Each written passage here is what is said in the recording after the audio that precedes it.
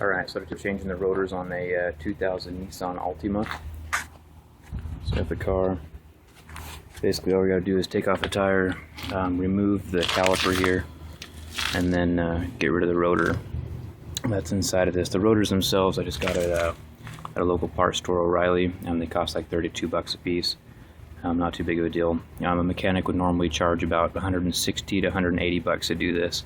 So you're saving, about 100 bucks doing it yourself.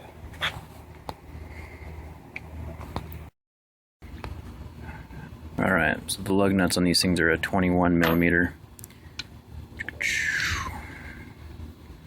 Yeah, 21. Okay, so now you have the tire off.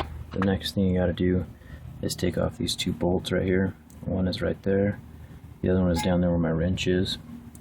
Both of them are 19 millimeter and pretty stuck on there. So one easy thing I did to get it off is if you have your wrench right here,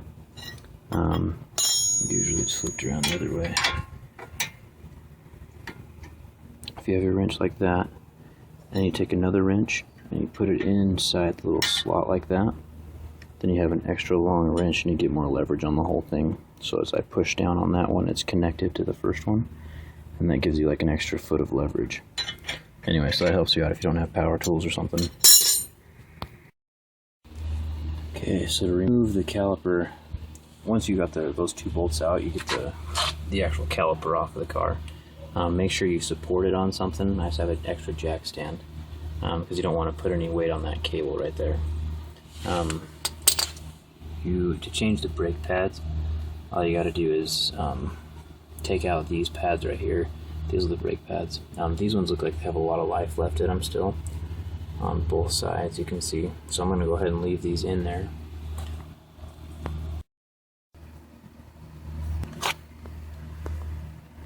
So if you do decide, if you are going to take off the brake pads, all you got to do is kind of wiggle them loose out of these brackets right there, and that comes out of on both sides. The pads will come out.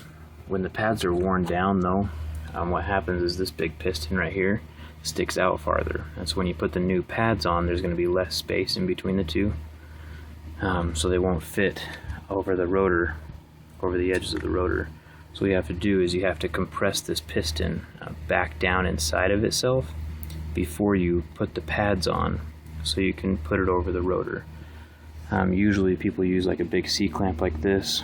Just put one side on the piston right here and then the other side on the edge of this, and just kind of keep on twisting it down until the piston compresses itself enough, and then you should be able to do it. We'll probably have to do a little bit of that today because this rotor might be slightly thicker than this one just because of the time that this one has been wearing down. Shouldn't be too big of a deal though.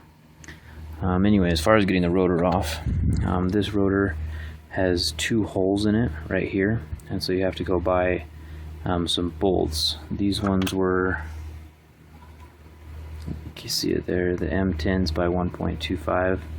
Doesn't really matter the length of them, just as long as they fit inside that hole. And you just keep on tightening them until you hear the thing pop off.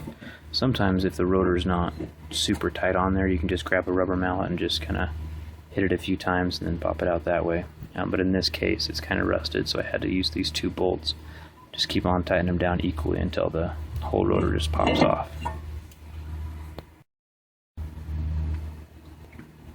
Alright, just getting a shot of what it looks like beforehand. Then all you got to do is just line up the big holes with the holes on the bolts and you're good. In this case I did have to do the little trick with the C-clamp, that guy, to compress it just enough to get the caliper over the rotor. Try not to touch that part of the rotor right there, just because of that oil from your fingers will mess with the brake pads, and try not to touch the brake pads either themselves, like the actual pad part. Anyway, so I got the caliper lined up with the two bolts in the back, just tightening those down again. The rotor itself will have a little bit of play in it, just because you haven't tightened down the tire yet. The tire is what holds it all in place. Alright, and that's it. Got the new rotors installed there, and it's the same on both sides. Both the parts and the process is the exact same. Anyway, if you did have to compress your caliper with the brake pads on it, make sure before you take off, or before you start driving, you pump the brake pedal a few times to get those back pressed up against the rotor so you'll be ready when you actually start moving. Anyway, I do put up videos, every week, so if you like what you see, if you want to see more, make sure you like if this helped you, and subscribe. Anyway, thanks.